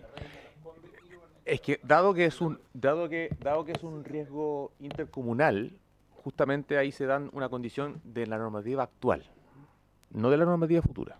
¿En qué sentido? De que si hay un riesgo definido por la norma intercomunal, este es obligatorio para las comunas y lo que entraría a regir es que la comuna podría precisar con un nuevo estudio de riesgo aquel riesgo. En consecuencia, no podría emitir una norma urbanística que fuese contradictoria con el riesgo detectado por parte del plan regulador intercomunal. Entonces, eso es aplicable hoy, si es que hubiese una modificación del plan regulador intercomunal que declarase el riesgo, como por ejemplo podría suceder ahora con la norma que se aprobó ya, que está en el Diario Constitucional respecto a detección de estudios de riesgo, si es que estos cumpliesen con los estándares para establecerse un plan regulador intercomunal. En consecuencia, la hipótesis que usted plantea, diputado, es más bien una hipótesis que no podría cumplirse porque el plan regulador comunal no tendría la competencia para ignorar esa área de riesgo, y eso es una norma actual. Lo que está diciendo la norma es que en aquellas cosas que son competencia del plan regulador comunal, por ejemplo, ¿sabe qué? Usted quiere establecer acá comercio, yo no quiero estar en comercio, quiero estar en comercio y actividad residencial, quiero mezclar, eso el plan regulador comunal lo podría hacer, pero no podría ignorar o no podría ir en contra del plan regulador comunal en aquellas cosas que no son competencia del plan regulador comunal y que son competencias de intercomunal, como por ejemplo la creación de área de riesgo de grado intercomunal. Y eso es una cuestión que que va a revisar, la Seremi de Vivienda y Urbanismo a la hora de aprobar técnicamente el plan regulador comunal aprobado por la municipalidad. Entonces, ese riesgo con la normativa actual y también la futura estaría cubierto. Sí. Sobre el punto, y le doy la palabra a la diputada Braya.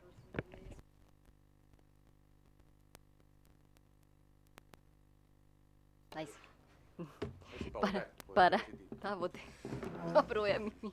No, pero bueno, para complementar el punto, porque el ejemplo es bueno porque da cuenta de cuál es la situación que se quiere regular con esta indicación. Los instrumentos de planificación de nivel intercomunal tienen competencias que son propias y sobre esas competencias se superponen respecto de lo que dice el nivel comunal. Entonces, lo que hoy día tenemos, el problema que tenemos es que muchas veces el nivel intercomunal se modifica de sus normas que son de competencia propia y al modificar esa norma, el nivel comunal queda sin nada. Porque como el intercomunal deja de tener competencia en ese sector, el mandato que surge en ese momento es que el comunal lo regule. Pero el comunal se demora en llegar porque es un proceso de planificación que debe iniciar de cero. Entonces, ¿qué es lo que la norma pretende? Es decir, en estos casos, cuando el intercomunal sale de su competencia propia, por ejemplo, deja de definir un área de actividad productiva de impacto intercomunal, hay casos que nunca se consolidaron, por lo tanto el sector no creció en la actividad productiva para el lado norte que estaba proyectando el plan, el intercomunal sale, hoy día queda vacío, la propuesta dice no va a quedar vacío. El mismo nivel intercomunal, mientras el plan regulador comunal entra, va a fijar una norma supletoria. Y por eso no es vinculante, porque son materias que en rigor son de competencia del nivel comunal. Y en paralelo a esta modificación, que creo que es bueno mencionarlo y lo vamos a ver más adelante, estamos también proponiendo modificar el artículo 45 de la Ley General, que establece las causales de enmienda, que son procedimientos simplificados de modificación.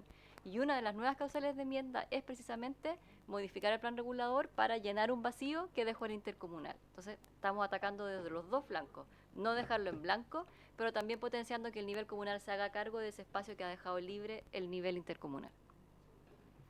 Sobre el punto y después lo de la...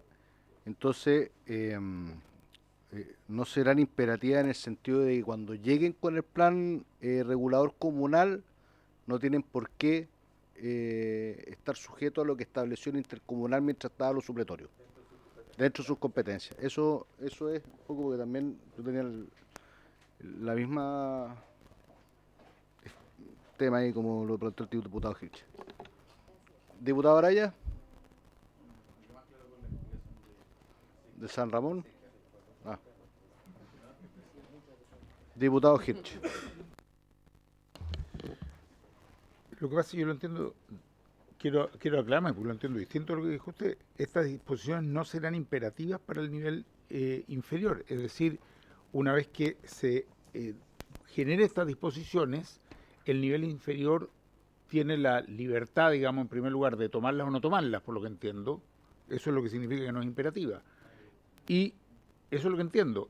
Y como otro punto quedarán sin efecto al momento de entrar en vigencia la modificación, etcétera, etcétera, del instrumento. ¿O no?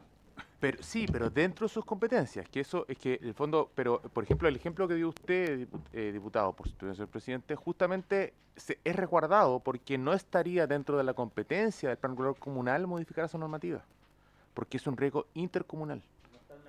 No, no está en la competencia. Ese es justamente el punto, que aquellas que el fondo, porque nosotros entendemos que los planes reguladores comunales deben tener cierta competencia específica respecto a relativo al territorio. Pero, por ejemplo, y aquí adelantándome, pero si modificásemos, por ejemplo, la facultad de los planes reguladores intercomunales, que es una intención que no está en el proyecto, pero que vamos a proponer, de que establezca una densidad mínima por zona, que es básicamente el tema más complejo. El plan regulador comunal, y se define una zona mínima porque creemos que está cerca del metro, o el planificador lo cree así, el plan regulador comunal, ok, puede establecer densidades por donde quieran en la comuna, pero en aquella zona que el plan regulador intercomunal le dijo, sabe que esta zona es prioritaria para la ciudad, usted no lo puede modificar, no lo puede modificar. Y esa es la idea de coherencia finalmente. Una coherencia que el plan regulador intercomunal tiene algunas competencias entregadas por ley y esas, por cierto, tienen que regir en actum y el plan regulador comunal luego no la va a poder modificar. Sí va a poder modificar aquello que sí es de su competencia, que son las cuestiones más precisas, las normas más específicas y aquellas cosas que no son finalmente de un interés intercomunal que tiende a ser, por cierto, la mayoría del territorio que regula una comuna.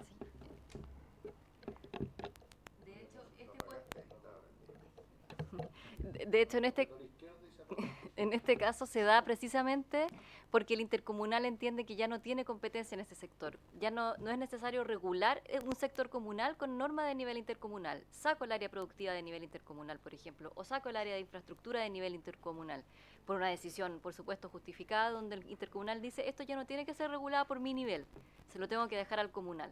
Hoy en día eso se puede hacer, pero el intercomunal sale y el espacio comunal queda vacío. Tiene que venir el comunal a poner la norma de su propia competencia. Y por eso nosotros decimos que esto es pasar de un sistema de planificación consecutiva, va primero el intercomunal y después llega el comunal, a uno simultáneo, pero temporal, porque el comunal siempre va a tener su competencia para regular sus materias propias en ese sector. Pero es el intercomunal el que deja la norma transitoria y supletoria, y esa norma, si está dentro de las competencias del inferior, que en este caso sería el municipio, no es imperativa, ¿ya? O sea, el municipio después puede cambiar lo que dejó el intercomunal que se fue, en el fondo, eso es. Dentro de sus competencias, porque está claro que en el caso que plantea el diputado Hitch de la falla de San Ramón, ahí el municipio no tiene ni arte ni parte porque es una competencia exclusiva del PRI. Claro. Perfecto. No sé...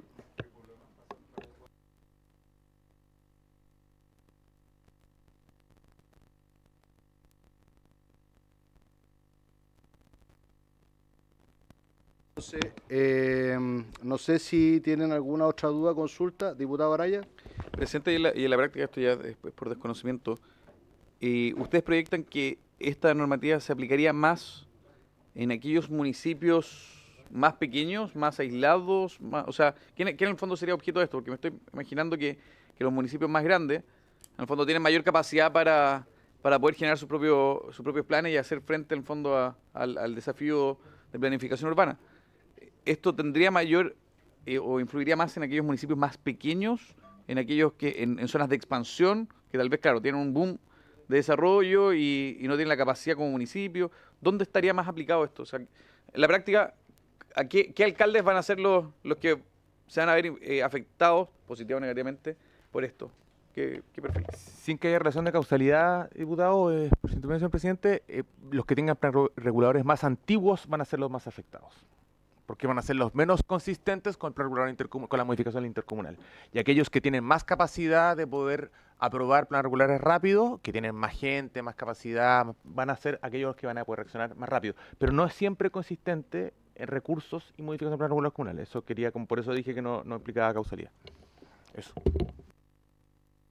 Sí, porque también esto un poco va a eliminar, o no va a eliminar, pero estas planificaciones seccionales que muchas veces hacen los municipios para no irse al plan regulador, con esta norma como que vas a generar ahí una cierta, entre comillas, competencia para modernizar tu plan regulador, en definitiva comunal.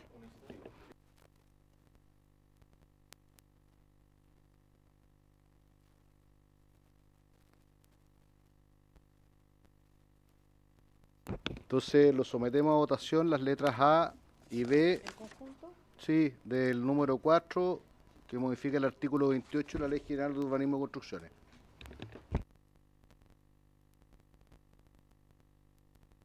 Sí. Entonces tomo la votación. Diputado Araya. A favor. Diputado Cuello. Diputado Hirt. Diputada Nullao. Diputado Zafirio. Presidente. A favor. 6 votos a favor, presidente, aprobado. Entonces, 28-4.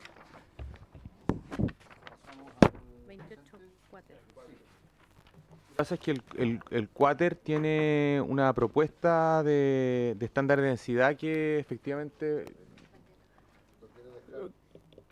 Claro, para más adelante. Solamente nuestra propuesta un poco lo adelanté anteriormente, que dice relación con que si bien nosotros estamos de acuerdo con que se puede mejorar el estándar de densidad mínima, creemos que establecer la ordenanza puede ser técnicamente muy complejo, ponerse en distintas realidades, distintos órdenes. Ya para nosotros establecer normas específicas para cada región, por el tema, por ejemplo, de las rasantes, ya es una complejidad. Entonces esto lo haría bastante más complejo y bastante más lento. Nosotros creemos que se puede mejorar la propuesta nuestra a partir de la intención del legislador con una idea de densidad mínima de los planes regulares intercomunales. Y esa propuesta la vamos a tener una vez que termine la comisión de asesores. Exactamente. Entonces pasaríamos del número 5, quedaríamos pendiente con el 5. Numeral 6, página 88. Claro, numeral 6, página 88.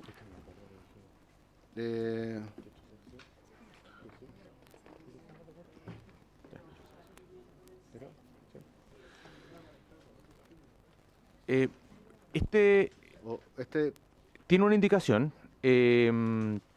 pero que con la que nosotros estamos de acuerdo. Entonces, que lea el artículo la Claudia, la secretaria, y de ahí le doy la palabra don Vicente. Bienvenida, doña Janet. Gusto tenerla acá. Yo pensé que estaba por... ¿Y cómo no fue? Entonces el numeral 6 reemplaza el artículo 28 sexe por el siguiente. Artículo 28 sexe. Actualización de los instrumentos de planificación territorial. Los instrumentos de planificación territorial deberán mantenerse actualizados. Sus disposiciones deberán revisarse periódicamente con el objeto de monitorear el cumplimiento de sus proposiciones, objetivos, metas y prioridades, y en base a ello establecer la necesidad de su actualización conforme a las normas que disponga la ordenanza general. Para dichos efectos, el organismo encargado deberá elaborar un informe bienal de monitoreo en base a los indicadores de seguimiento y criterios de actualización y rediseño del instrumento, cumpliendo con el contenido que señale la Ordenanza General de Urbanismo y Construcciones. Dicho informe deberá concluir con un pronunciamiento expreso respecto de si es o no necesaria la actualización del instrumento, expresando las razones y antecedentes que fundamentan su conclusión y ponerse a disposición del público el último trimestre del año calendario de la forma establecida en la letra B del artículo 28 undécimas de esta ley. El incumplimiento de los deberes señalados en este artículo será considerado una vulneración del principio de probidad administrativa.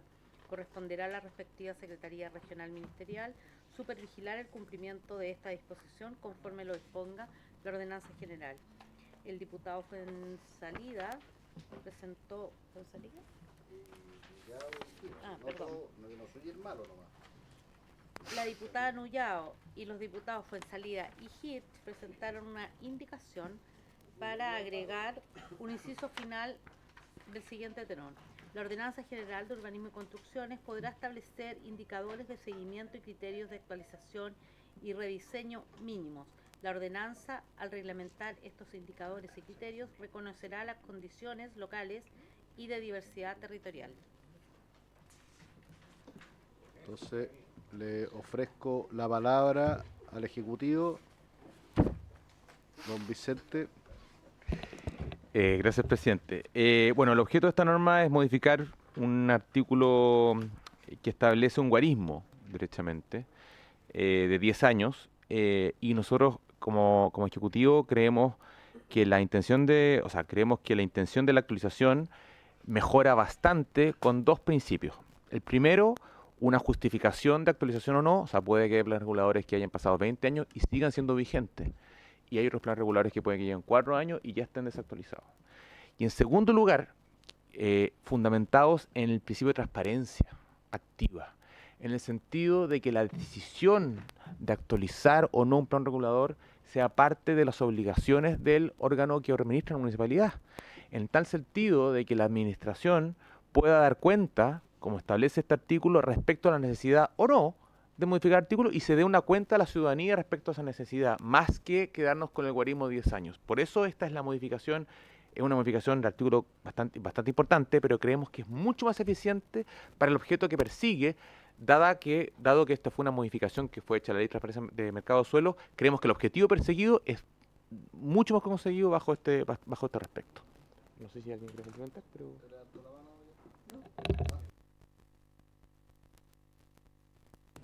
Diputado Hirsch. Respecto de la transparencia y dar cuenta a la ciudadanía, me parece muy bueno. Me imagino que eso se refiere al deberá elaborar un informe bienal de monitoreo o no. Pero ¿dónde dice que da cuenta de eso o cómo da cuenta? ¿Esto se publica? ¿Esto queda en la web? ¿Esto se difunde? No me parece encontrar un modo en que esto se da cuenta a la ciudadanía. Porque también se puede elaborar un informe y ese informe quedar, digamos, cajón número 20. Digamos.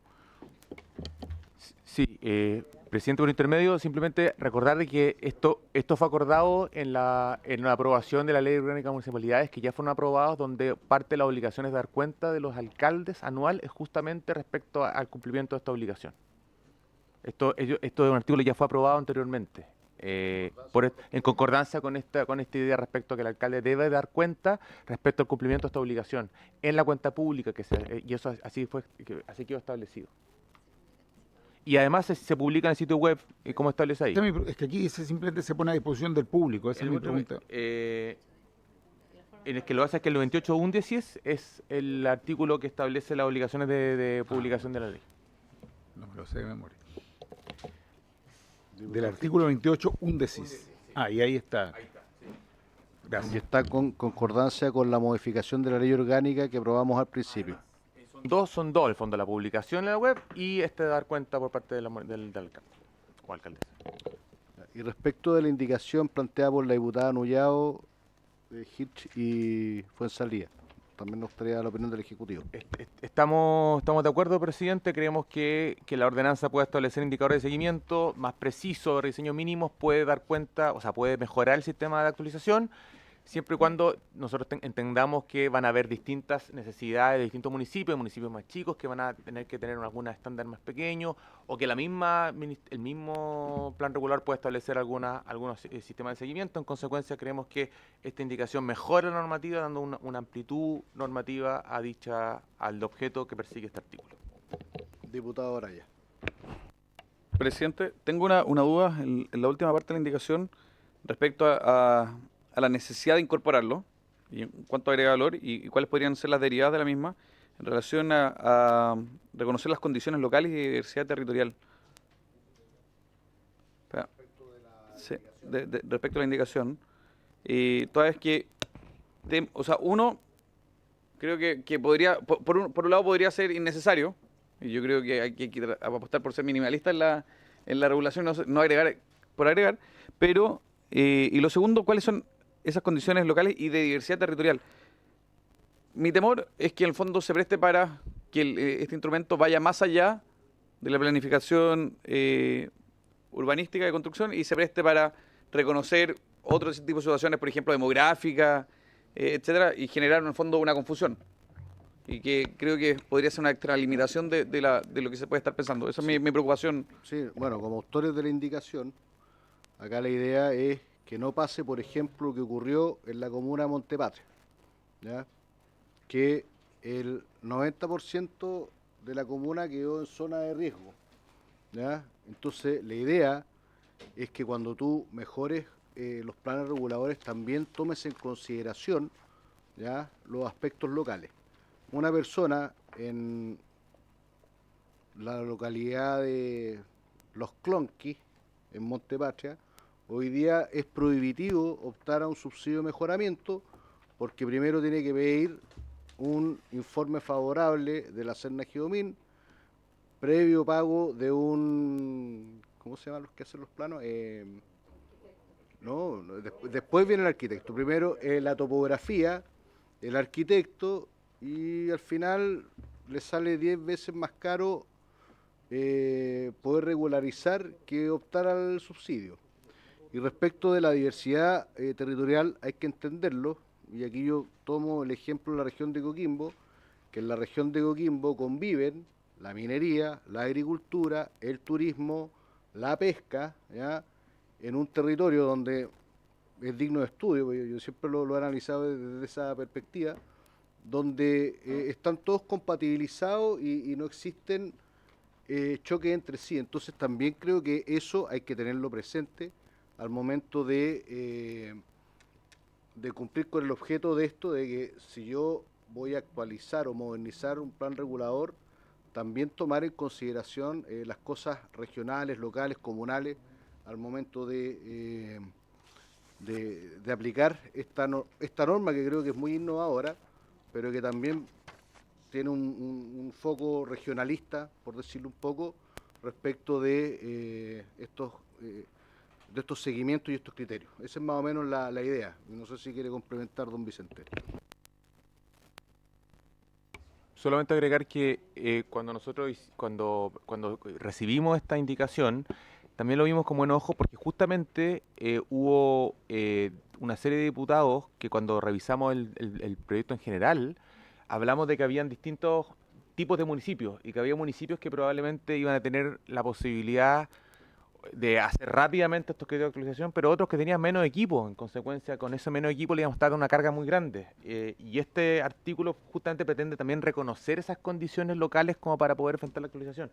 Ese era el sentido que entendimos nosotros también, para que esto la ley, y justamente a partir de la preocupación, diputado, que entre otros expresaron acá en la comisión.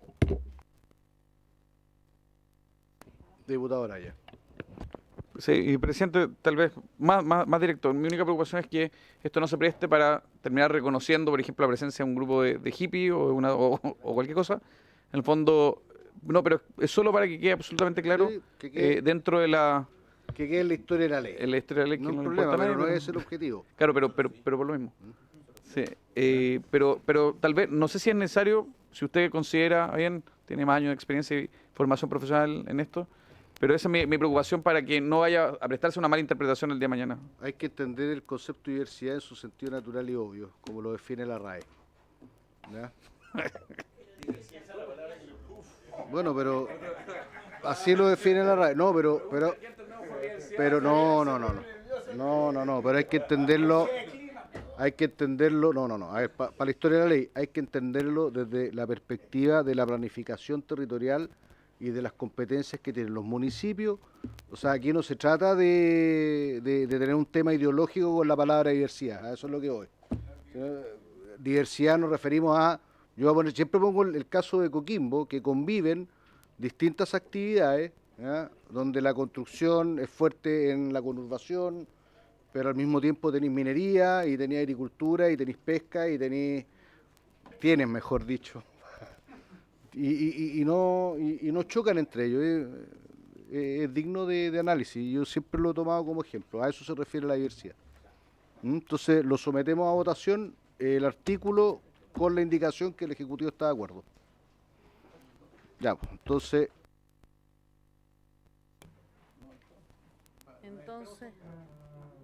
el numeral 6 con la indicación. Pero al final. Diputado Cuello. Ya, diputado Cuello. Diputado Hirt. Diputada Nullado. Diputado Zafirio. Diputado Presidente. Con mucho orgullo a favor. 4 votos a favor, presidente. Aprobado. ¿Quién? ¿Soy 4?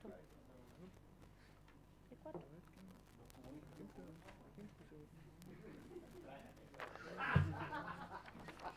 Ah, pues espera.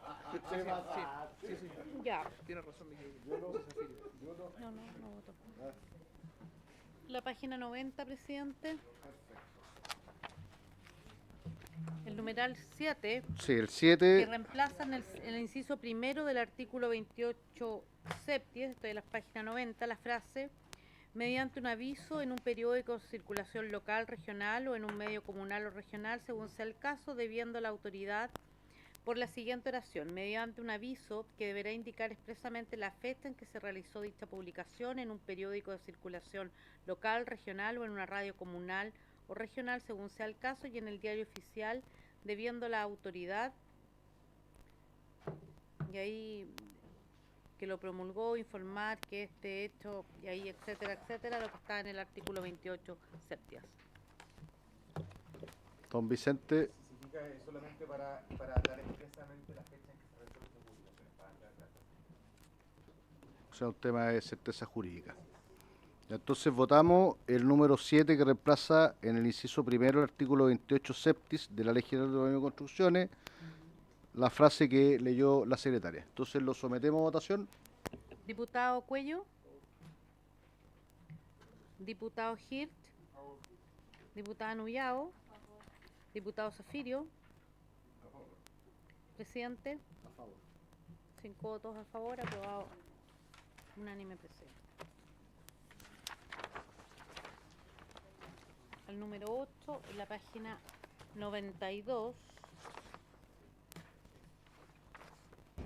Votamos este artículo y terminamos la... No, este es súper largo y este requiere... Entonces, perfecto. Entonces, lo dejamos pendiente. Sí. Ya. Entonces, habiéndose cumplido el objeto de esta sesión, esta se levanta.